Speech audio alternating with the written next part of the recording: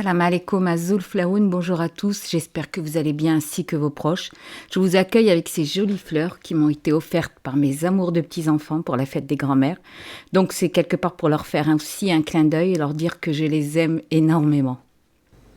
Aujourd'hui, je vous propose la recette d'un gâteau facile, rapide et délicieux. C'est un gâteau que je fais souvent à la maison parce qu'il est déjà facile à faire avec des ingrédients de base et on peut le faire à nos goûts avec plusieurs variantes, confiture, chocolat, crème pâtissière, etc. On passe de suite à la recette. Alors, nous aurons besoin pour cette recette de 280 g de farine T45. Elle est déjà tamisée, de 2 œufs entiers, 50 ml de lait, 60 g de beurre mou, 80 g de sucre en poudre, un sachet de levure chimique, alors c'est un sachet qui fait 11 g, de la confiture, donc moi en l'occurrence là j'ai pris de la confiture de cerise, mais vous prenez ce que vous voulez. Nous aurons besoin également d'un peu de sucre en poudre et de 2 à 3 cuillères de beurre fondu. Dans un saladier, on va mettre le beurre, le sucre en poudre, on va bien mélanger ces deux ingrédients. Ensuite on va casser nos œufs. On mélange à chaque fois qu'on cassera un œuf. On va maintenant rajouter le lait, donc c'est du lait à température ambiante. On mélange de nouveau.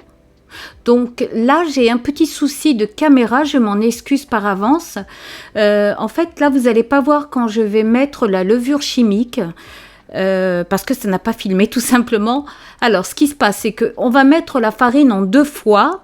Et donc, une fois qu'on a mis la première partie, on mélange et là, on met la levure chimique. Donc, surtout, n'oubliez pas de mettre la levure chimique et on rajoute ensuite la deuxième partie de farine. On mélange très bien. Comme vous pouvez le voir, c'est vraiment très facile à faire. On a juste à mélanger avec une cuillère, en fait. Voilà la pâte qu'on veut obtenir. Ensuite, donc, on va prendre le plat qui va aller dans le four. On va y mettre une feuille de papier cuisson. Et on va badigeonner donc la feuille de papier cuisson avec du beurre fondu. Pas entièrement, mais juste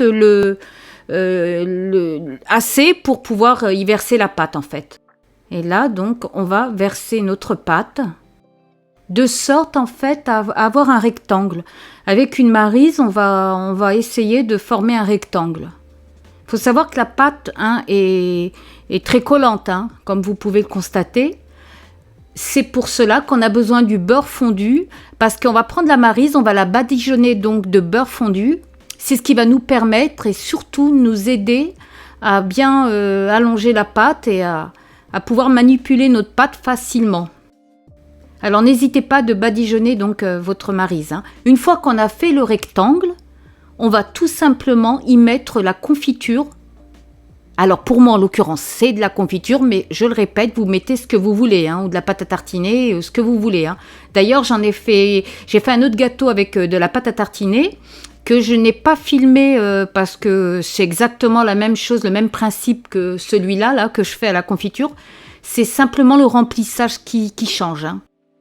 Alors voilà, donc j'ai étalé ma confiture sur tout le long du rectangle.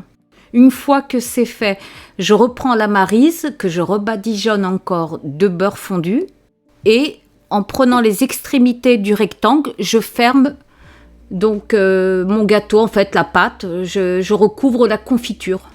Je pense que les images parlent d'elles-mêmes, elles sont encore mieux que moi si je vous l'expliquais.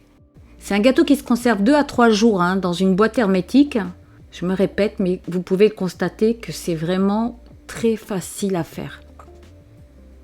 Peu d'ingrédients, rapide, facile, et voilà, et c'est ce qu'il faut quoi en fait. Alors on referme bien toutes les extrémités pour bien enfermer donc la confiture. Alors s'il y a des petits trous, on va dire, sur la pâte et qu'on voit un peu la confiture, c'est pas important, c'est pas grave, c'est pas ça qui va gêner ou la confiture va pas déborder, donc il n'y a pas de souci. Esthétiquement, il est peut-être pas au top, on va dire, mais gustativement, c'est un régal. Une fois qu'on a bien fermé les extrémités, toujours en s'aidant de la maryse beurrée, on va tout simplement parsemer donc le gâteau avec du sucre en poudre. Ensuite, on va reprendre la confiture. On va faire des petits tas de confiture tout le long du gâteau. Et on enfourne notre gâteau dans un four préchauffé à 180 degrés. Entre 25 à 30 minutes, on surveille la cuisson. Voilà, notre gâteau est cuit. Alors, comme vous pouvez le constater, j'en ai fait 2. Un au chocolat, à la pâte à tartiner et puis des pépites de chocolat. Et l'autre, ce qu'on a fait ensemble, à la confiture. Et donc, j'ai parsemé après de sucre glace les 2 gâteaux. Voilà, j'espère que cette recette vous plaira. En tout cas, sincèrement, essayez-la, vous n'allez pas le regretter.